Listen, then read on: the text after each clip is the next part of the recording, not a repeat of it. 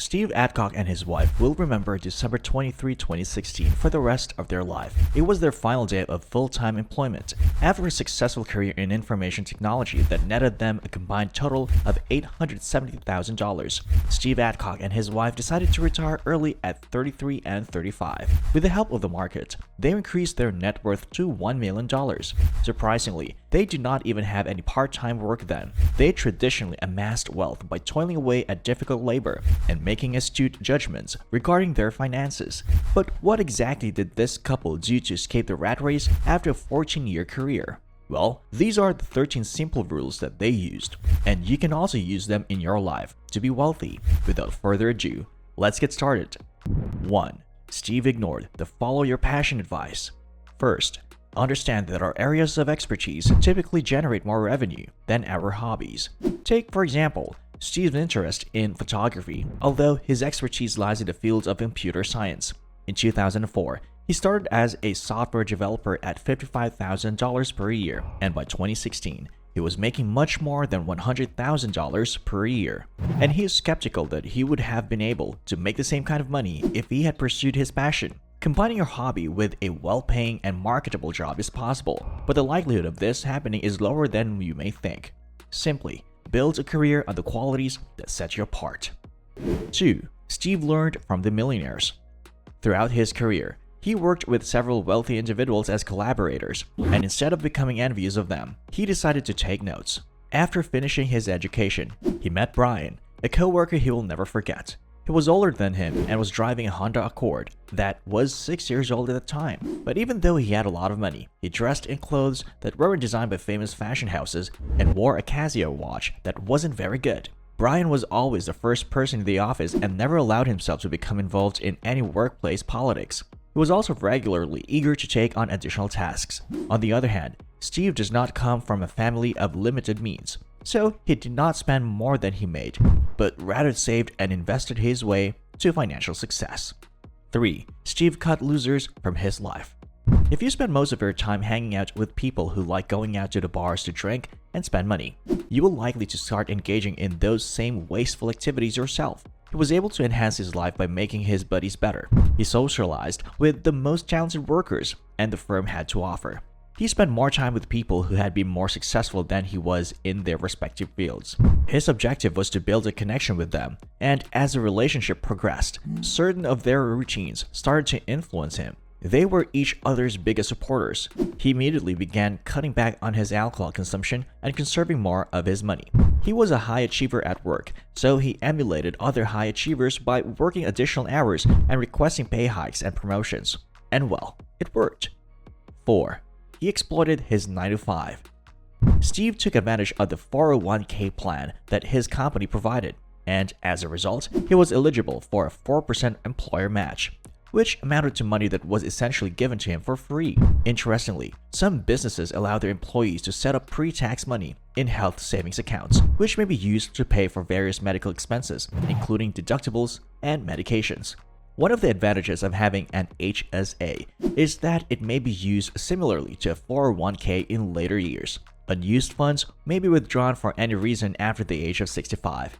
Your full-time job may also give you further education and training opportunities, which may help you improve your employable skills such as accounting, computer programming, and time management. You might be able to grow in your job and make more money by putting these skills to use at certain points. 5. Steve switched companies 5 times in 14 years. When you take a new post, salary talks are typically a part of the process. This makes accepting a new position the easiest method for increasing your income. When he moved jobs, he would get an average raise of 15 to 20%. This is in addition to the regular cost of living raises of 3% that many companies offer to their employees as part of their employment packages. However, just make sure you don't jump around to different employments too often. So, it is in your best interest to remain in each position for a minimum of a year, as some employers are reluctant to consider individuals who often transfer jobs. 6. He automated everything. Steve's 401k and Roth IRA contributions were deducted from each paycheck and sent directly to those accounts. He contributed money to his brokerage account through electronic fund transfers from his bank. Because of this, He could reliably set away money from each paycheck. Moreover, he enrolled in the autopay feature of several credit cards in addition to the automated payment of bills for services such as electricity and water. And since he never missed a single payment, he was never assessed a late payment fee, interest charge, or any other type of penalty. 7. Steve ignored the haters. Unfortunately, you will attract hatred no matter your significant work. This is normal. At times, it could feel like a lot. Your unconventional ways of spending money will garner a lot of criticism from other people. And even more, you risk alienating your friends if you skip out on the weekly happy hours held at the local bar. It is necessary to stifle hatred to amass wealth, even though it is not always easy. 8. Steve ignored the Joneses.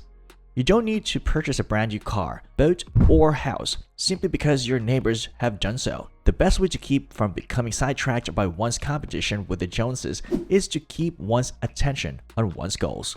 Every evening, Steve and his wife would take their dogs for a stroll around the neighborhood as they discussed their goals and aspirations for the future. Because of this, it was much simpler for them to maintain their concentration on the goals they had set. They did not let the spending habits of other people to affect them in any way. 9. Steve prioritized open communication. Regarding spending patterns, goals, and aspirations, spouses regularly find themselves on opposite sides of the fence. And if you ignore them, these arguments might escalate to conflicts and other relationship problems, which could hinder you from achieving your financial goals. The ability to recognize your partner's interests and ambitions, as well as your own, is one of the primary benefits of having open communication in a relationship. By talking about their daily goals, they can maintain a consistent understanding of what they envisioned for their lives in the future and the steps they would take right now to make that vision a reality. 10. He prioritized his health. Money is just one component of a fulfilling existence. Above everything else, prioritizing your health should be your first priority. Maintaining a healthy body makes one happier and more productive and reduces the risk of incurring unanticipated medical expenses.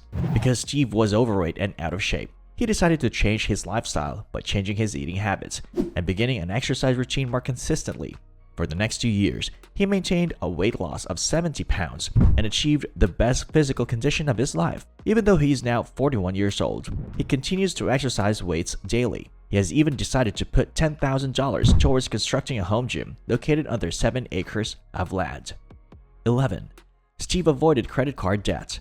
The total amount of credit card debt owing by American consumers exceeds $840 billion. Because of the extremely high interest rates, credit card debt is considered to be the most problematic type of debt. Steve credits his father with helping him avoid paying interest on the credit card balance. He demonstrated to him that carrying a balance on a credit card, even for 1 month, is improper behavior. Many people find it far too easy to spend money than they do have due to the convenience of credit cards. This is a pattern of conduct that can very quickly go out of hand. So Steve does not utilize credit cards due to their cumbersome nature of use. 12. He always said yes. Even if the work at hand required talents he did not possess, he would never back down from a challenge and instead learn as he went along.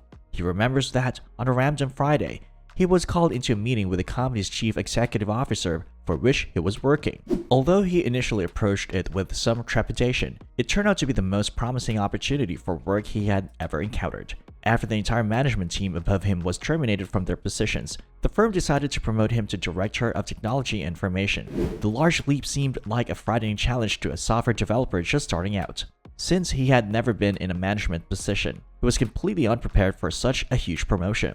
But although his mind urged him to reject the offer, he took the offer. He actively sought out role models in the industry, peppered them with questions, and racked up the requisite years of experience to propel him forward for the rest of his life. 13. Steve stopped going to the bar.